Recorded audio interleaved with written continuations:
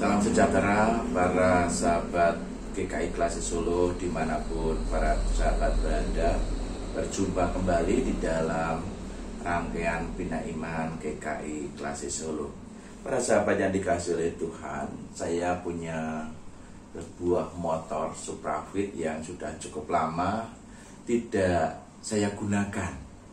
Dan akhirnya ketika beberapa waktu yang lalu saya coba lagi untuk saya hidupkan, saya nyalakan, ternyata mengalami sebuah gangguan.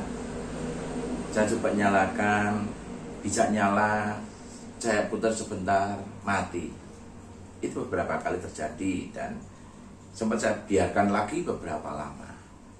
Dan baru beberapa waktu kemarin ini, beberapa hari kemarin saya coba untuk istilahnya saya bawa ke dokter, ya, ke seorang mekanik untuk bisa membantu memulihkan kembali kondisi ke motor saya. Dan setelah dicek saat sana sini beberapa coba disetel, kemudian oke lah, masih bisa jalan. Walaupun juga sebenarnya ada beberapa komponen yang semestinya harus diganti. Akhirnya saya serahkan, ya sudah, pokoknya saya pasrahkan sepenuhnya ada mekanik ini untuk bisa memulihkan kembali kondisi keberadaan motor saya ini biar bisa pulih seperti sedia kala. Jadi ada beberapa komponen yang memang harus diperbaiki di sana sini, harus disetel, dan juga mungkin ada yang perlu diganti. Nah, para sahabat semua yang dikasihi oleh Tuhan, berbicara tentang kendaraan untuk bisa berjalan dengan baik, berjalan dengan normal, tentunya membutuhkan komponen-komponen yang berfungsi dengan baik pula, dengan normal pula. Nah, begitu pula di dalam kehidupan kita sebagai manusia, secara khusus di dalam kehidupan kita sebagai tubuh Kristus, sebagai bagian dari tubuh Tuhan Yesus Kristus. Ketika ada bagian-bagian dari tubuh itu mengalami gangguan, ada yang tidak baik, ada sesuatu hal yang mengalami sakit ataupun pengennya jalan sendiri, maka tubuh itu juga tidak akan menjadi tubuh yang bisa bergerak dengan baik, dengan normal. Misalkan beberapa waktu yang lalu saya mengalami gangguan tremor yang cukup parah di hari, saya ingat di hari Senin ketika hendak menghadiri sebuah tahbisan di Sragen. Tangan saya pagi-pagi tiba-tiba tidak terkontrol. Ini kemudian saya mau sarapan pagi, saya pegang sendok, mau menyendok makanan, itu mau saya suapkan ke mulut, itu tidak bisa, semua bareng semua.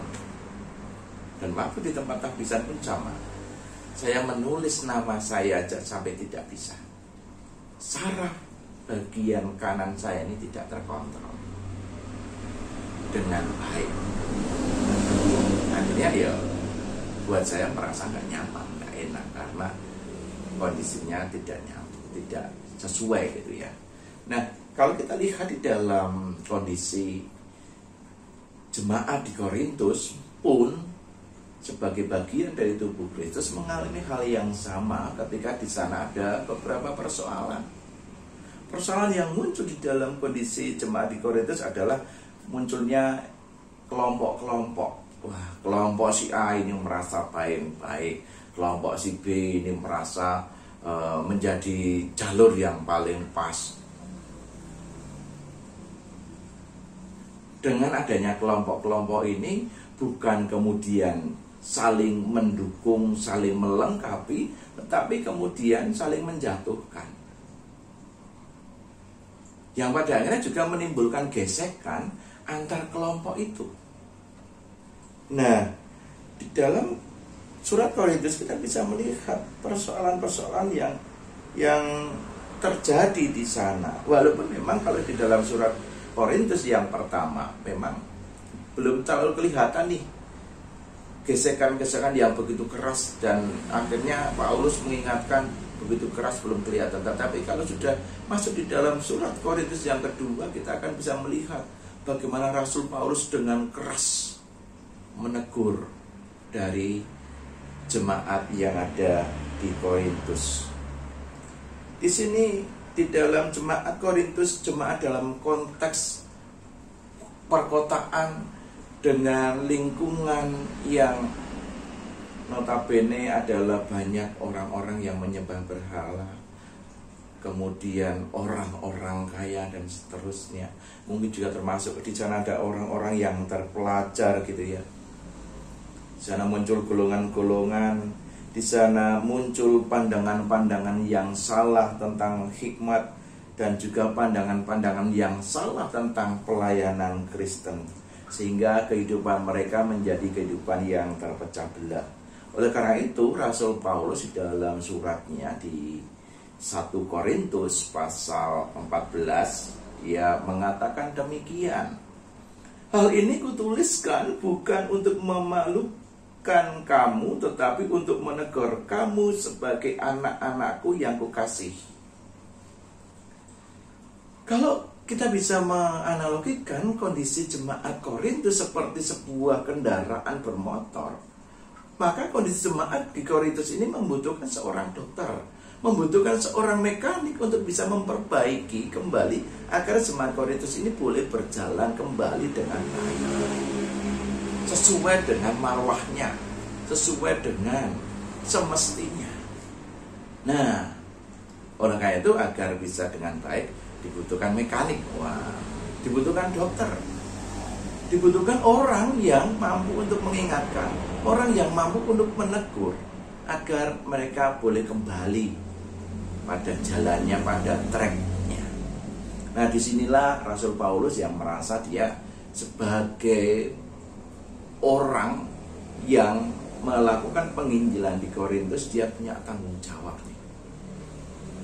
Dan dia kemudian mengingatkan jemaat di Korintus itu. Tetapi bentuk pengingatannya bukan kemudian di awal di 1 Korintus ini tidak dengan begitu kerasnya dia menegur, tapi dia mengatakan tegurannya itu bukan untuk memalukan, tetapi untuk menegur kamu sebagai anak-anakku yang kukasihi. Kadang-kala kalau kita jumpai di dalam kehidupan jemaat, menegur, yang namanya menegur, kadang-kala tidak menegur dengan baik. Bisa saja dengan rasan-rasan di belakang. Wah, itu si A gini-gini ya, gini-gini ya. Bisanya hanya sekedar ngomong di belakang, tidak ngomong secara langsung. Kalaupun ngomong secara langsung, kadang-kala kemudian merasa diri benar, merasa diri baik, kemudian pada akhirnya apa? Menghakimi orang yang ditegur. Tidak melihat konteks orang itu, tidak melihat istilahnya kedalaman persoalan yang sedang dihadapi oleh orang itu, bagaimana latar belakang yang kemudian menimbulkan apa yang dilakukan oleh orang tersebut. Seakan-akan kita sudah tahu semuanya dan seakan-akan kita menjadi orang yang kudus, orang yang paling benar, orang yang paling baik, menegur mereka sebagai orang yang salah, sebagai orang yang berdosa, yang pada akhirnya bukan menegur tetapi kemudian menghakimi.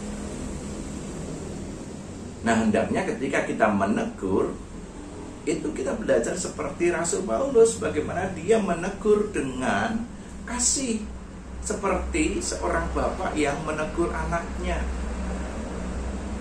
Kalau bapak yang normal pasti akan menegur anaknya itu dengan kasih. Tidak akan kemudian bapak yang normal pakai pentungan, kamu mau manut gak sama aku? Wah, ini kan bapak yang nggak logis, nggak normal, bapak yang tidak dijiwai dengan kekristenan, tidak dijiwai dengan Kristus. Nah, ketika kita dijiwai oleh Kristus, maka ketika kita menegur dengan kasih, kita menegur dengan cinta. Lebih-lebih di dalam konteks GKI, kita tidak mengenal gembala yang lain selain Tuhan Yesus Kristus. Kita semuanya adalah domba-domba. Status kita itu sama-sama domba. tetapi domba-domba yang juga saling mengembalakan satu dengan yang lainnya. Artinya apa? Artinya ketika kita sebagai domba melihat domba yang lain kok agak melenceng nih, nah sudah dipercakapkan, sudah diperbincangkan, ya kita coba datang baik-baik, kita coba menanyakan sebenarnya ada apa. Kemudian kita bisa menegur kalau memang itu sesuatu hal yang keliru. Atau juga dengan teologi meja makan, diajak makan bareng, yuk kita makan. Nah di tengah-tengah makan bersama itulah kemudian bisa melakukan percakapan, bisa melakukan perbincangan dari hati ke hati, seperti seorang bapak kepada anaknya yang begitu mengasihi. Para sahabat yang dikasihi oleh Tuhan, memang di dalam kehidupan bergereja kita bisa jumpai yang namanya hal-hal yang seperti itu. Onderdil yang sudah rusak, onderdil yang semestinya perlu diperbaiki, yang semestinya perlu disetting ulang, disetel ulang, agar kemudian kendaraan itu bisa berjalan dengan baik. Begitu pula di dalam kehidupan bergereja. Tetapi mari kita ingat bahwa ketika kita menegur, kita mengingatkan, marilah kita menegur dengan kasih, bukan kemudian kita menegur yang pada akhirnya menjadi sebuah penghakiman kepada saudara kita, kepada sesama domba. Kiranya Tuhan Yesus Kristus senantiasa menolong kita dan memimpin perjalanan kehidupan kita dari sekarang sampai selama-lamanya. Tuhan memberkati kita semuanya. Amin.